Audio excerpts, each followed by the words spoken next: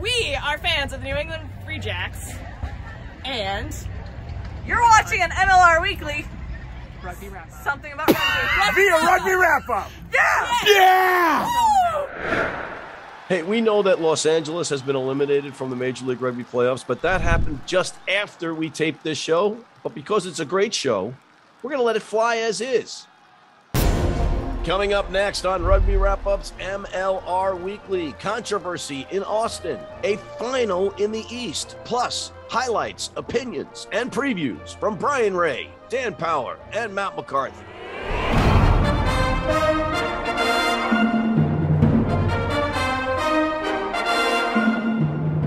Hey everybody, and welcome back to this week's MLR Weekly as presented by Rugby Wrap-Up. Matt McCarthy in New York City, and I got Dan Power on his airplane, or in his airplane, and Bryan Ray in Nova Scotia, but I'll bring them in a minute.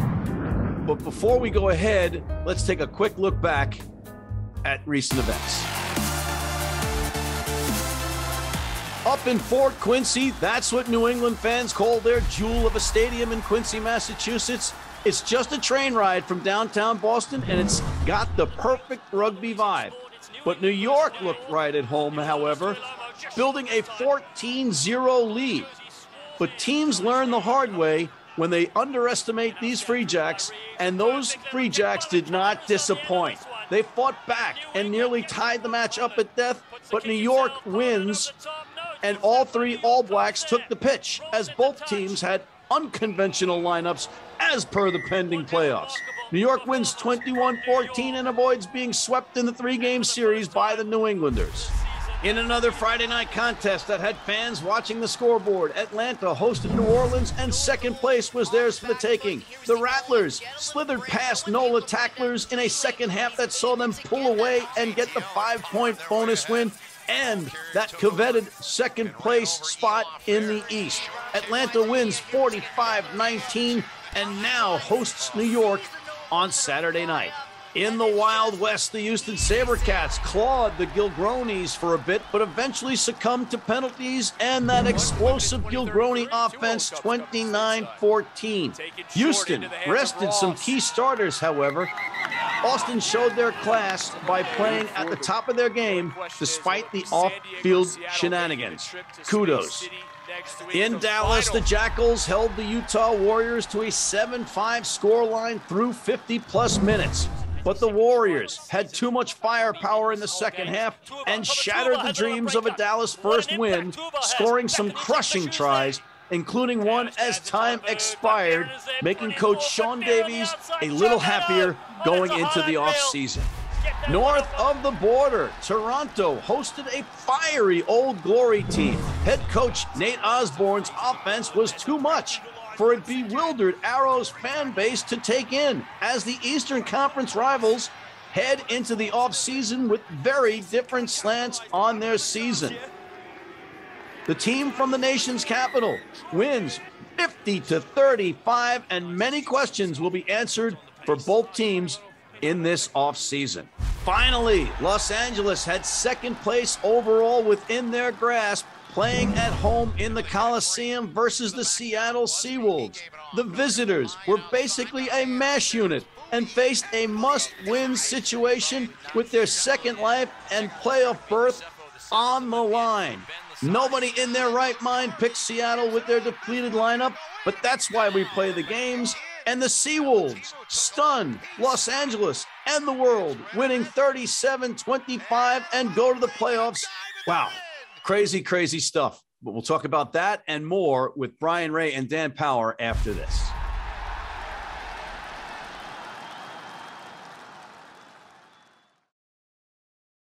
Rugby Now, delivering premier brands to players and coaches. Our quality and heritage make for a winning presentation. Your orders are guaranteed same-day shipping. Drop by our online store and follow us for exclusive content. RugbyNow.com. Selling or trading in your vehicle? Sheehy makes it easy. With Easy Trade, start online or visit us in store. We want your vehicle, and we'll give you up to 125% of KBB value. It's easy at Sheehy. Sheehy.com.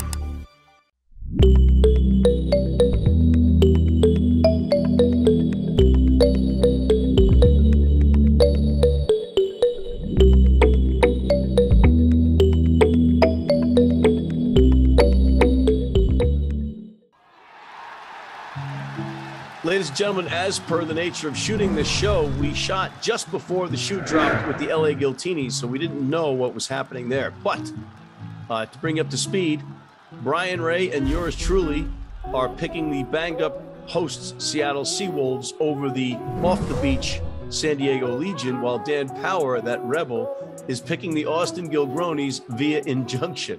So with that, we're going to continue with the show as we had it recorded because it's still just a good show. All right, and we are back with Bryan Ray of America's Rugby News and Danny Top Gun Power in his plane. Maverick, Danny, whatever you're going by these days. What a topsy-turvy, crazy, wacky world we live in this Major League Rugby thing. We've got a team that was left for dead back in. We got a team that was in first place, booted out of the league. Pandemonium. It's crazy. What do you make of all this, Dan? Yeah, I am dangerous. Ice. Man, it is crazy. How about that? If you are a Seattle Seawolves fan, 7 days is a lifetime. You go to bed beating the Sabercats, but missing out in the playoffs. A few days later, whispers start working their way around, the dark corners of Major League Rugby that hang on a second, something's not right in the Lone Star State. Turns out a lot was wrong in the Lone Star State. Now Seattle going into their game against LA, you've got a chance, you've got a slither, but you've got to beat the defending champs in their own house. They go and do it. Now they're in the playoffs, going to Houston to play the Sabercats. If that's not the craziest thing you've ever heard in professional sports, I don't know what is. Well, the craziest thing was that what came before that, and that was the Austin Gilgronis being tossed out of the playoffs for alleged naughtiness in the salary cap thing, Brian.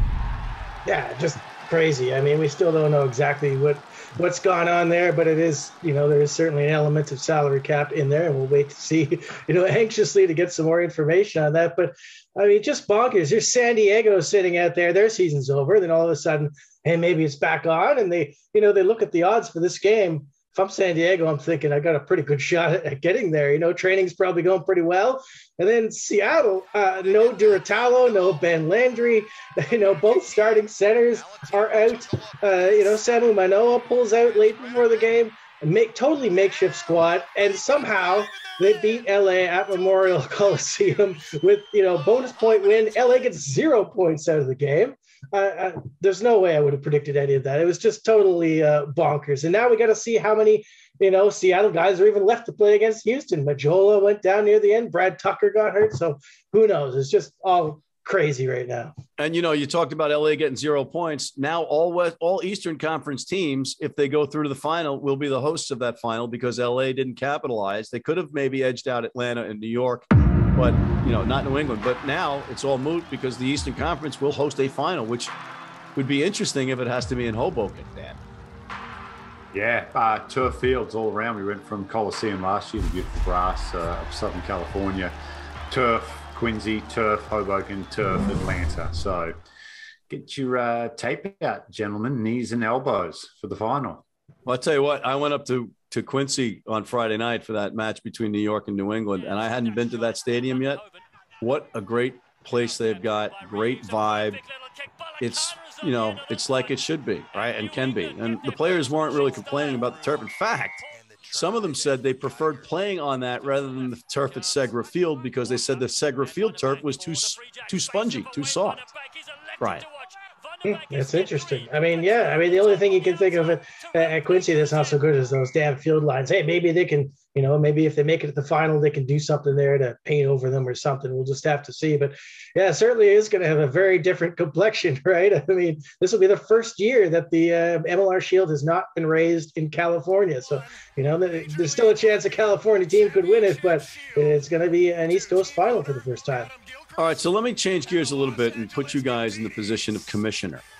And you get a morning email in your inbox that says, "Help! By the way, we've got alleged infractions by one of your teams that's supposed to be hosting, or is one of your best teams in the league, and we want to know what you're going to do about it."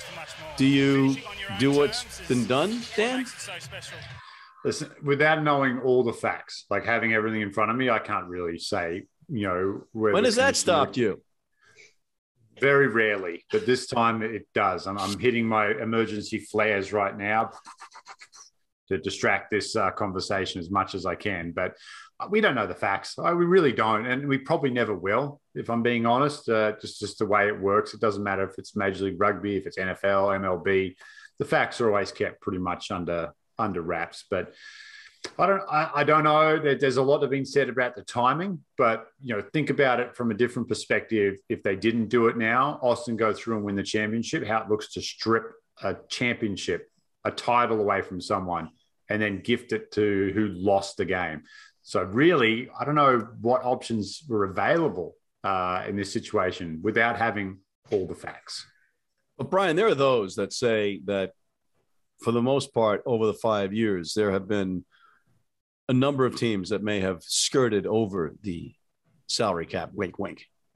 Yeah, I mean, that's not exactly a deep, dark secret at this point. But look, there's a difference between, going a few bucks over and doing something else. That they're not just going to, haul the Western Conference leaders completely out on the last day of the, before the last weekend of the regular season for, breaking the salary cap by a few bucks. It's just not possible. So there's more going on there that we're just not aware of. It's up to the lawyers to figure that stuff out. There's nothing we can say. And frankly, it's probably them who made who kind of forced the issue. So we just have to, figure out what's going on there. Yeah. And there are no, we cannot get the rumors verified that Commissioner George Killebrew is sitting on his couch watching Lifetime movies, eating gallon of ice cream after gallon of ice cream, trying to figure this all out. That's not true. We can't confirm that. As Dan struggles with an enemy, it looks like a Russian trying to come on his plane. Russian MiGs. Sorry. I thought we took care of those in the original Top Gun, but they're back. All right, Brian, what if you were the commissioner? Well, again, I mean, we don't have the facts. I mean, look at it this way. When is the right time to be kicking the team out for the playoffs? I mean, do you do it, last week, and then do they, all of a sudden forfeit their last two games that they're going to play? I mean, there's no right time when you're making a decision like that. So I do not envy the decision that George Killebrew had to make. And frankly, it probably wasn't really his to make. Yeah. Again, you guys are both right. We don't have all the facts. We likely never will. I might have erred on the side of, okay, if I have documentation about individual players that there have been a violation of some sort, and again, this is all just speculation. We have no idea. I would probably have just suspended the players and let the team play. Maybe. But again, without having any details, it's kind of moot. Other than that, what caught your eye about the matches on the final weekend of the regular season, Dan? It's hard to look past Seattle beating L.A. at the Coliseum. I think Brian's already kind of touched on that, what that meant over the weekend. This one's going to sting my little buddy, but Old Glory, put together a pretty good performance to finish their year against Toronto. I'm sorry, Brian. But I think Seattle stepping up and taking control of their destiny and getting the win on the road was probably the big one for me. Brian?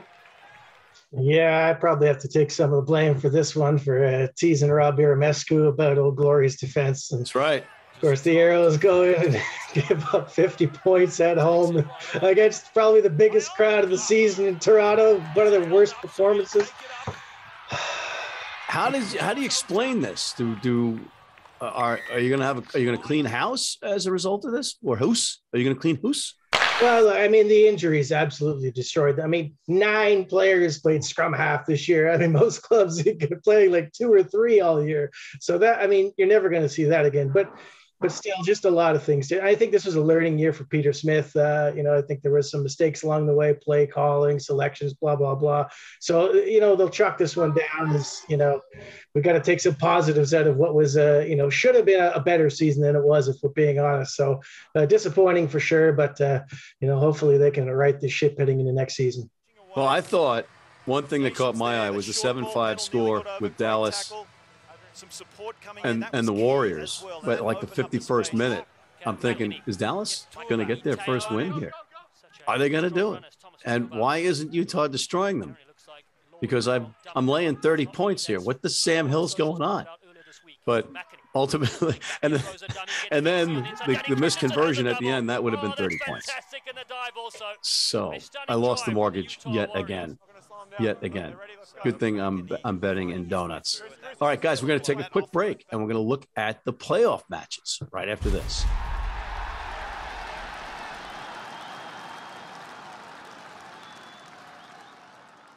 Been blind since I was 4. And I've never seen a beer commercial or a beer label. None of that stuff influences me. I drink beer because of the taste. And my beer's Pabst Blue Ribbon.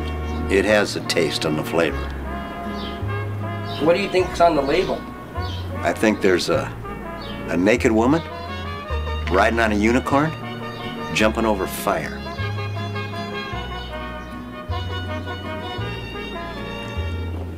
Oh, that's good beer.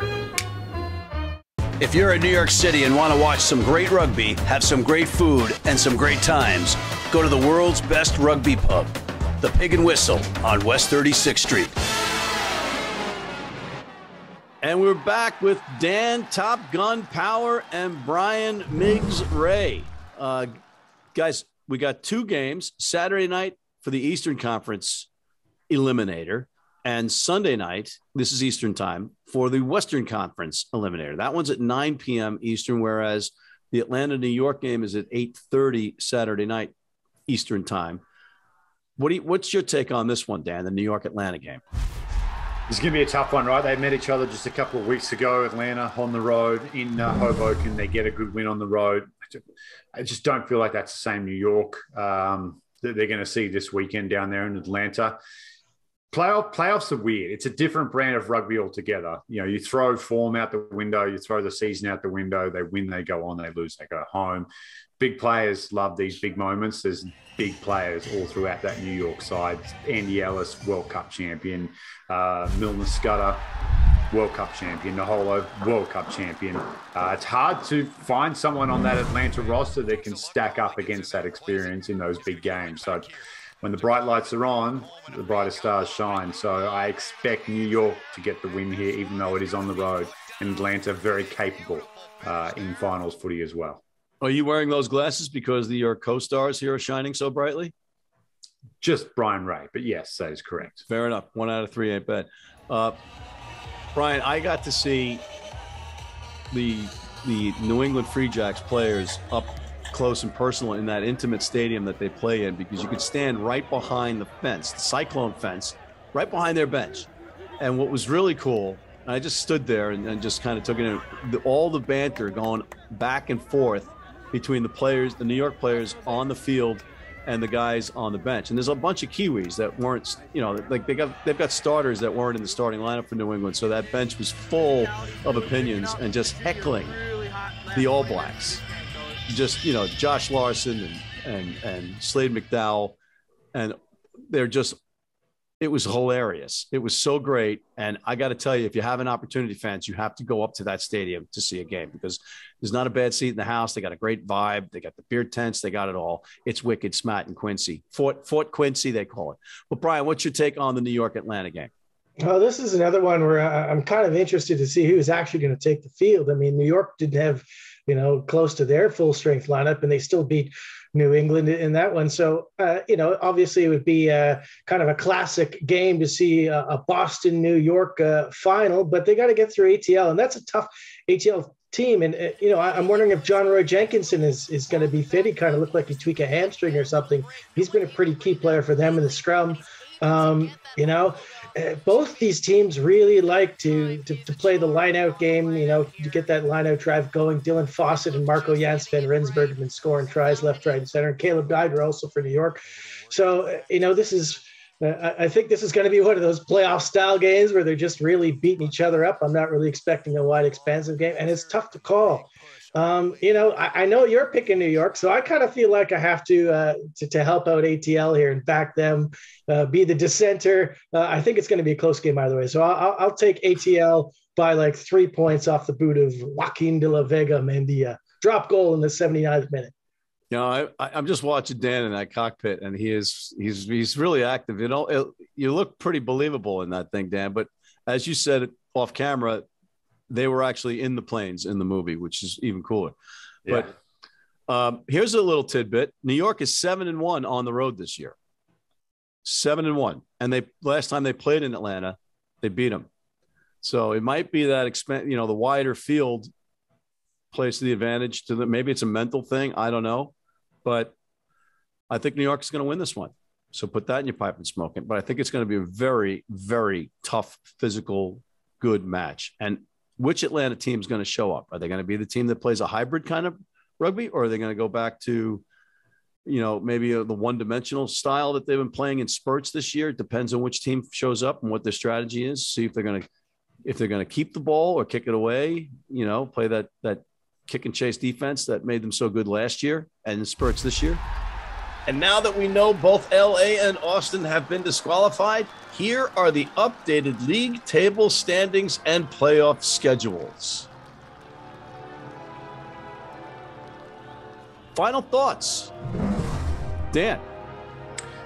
Will we have our first asterisks in Major League Rugby? Will it always be a what-if situation now with this? We've seen it in other sports. Saracens close to home in the rugby world. Will the champion of 2022 always have to answer the question of, but you couldn't beat Austin, or you wouldn't have beat Austin in the final? So it's interesting. I embrace it. I think it's great. More publicity to the league. I know there's bad publicity is bad publicity, but publicity is publicity. Controversy creates cash, as the old saying goes. So they should be on top of it. I'd love a little bit more transparency from the league on around some of the facts there, because nothing worse than rumor and innuendo spreading. They probably could have done a little bit of a better job on the PR front of getting ahead of this. But overall, it's finals footy, man. We're at the pointy end. Let's get it done.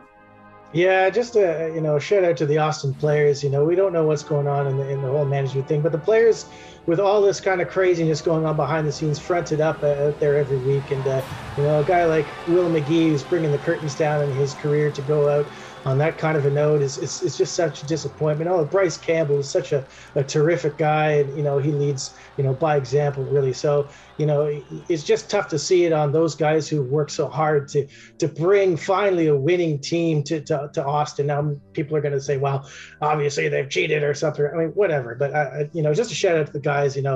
I feel for you guys, and I hope to see you back in MLR, as many as them as possible next season in different circumstances. Yeah, and a guy like Mark O'Keefe, who's been really exciting on both sides of the ball the whole year. I was really looking forward to him in the playoffs.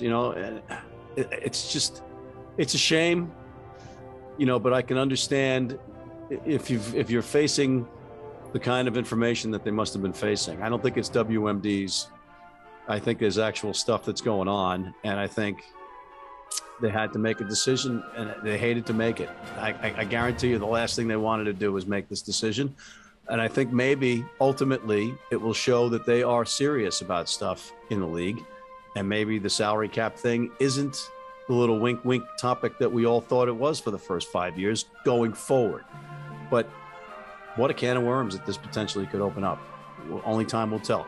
On that note, guys, we have to end. So I want to thank Mr. Dan Top Gun Power, Mr. Bryan America's Rugby News Ray, and thank you for tuning in. Please check out our other shows, including the Rugby Odds and our College Rugby Wrap-Up. Hit that subscribe button on YouTube. Sign up for our weekly newsletter, and please, please, please sign up for our American Red Cross Blood Donor Team.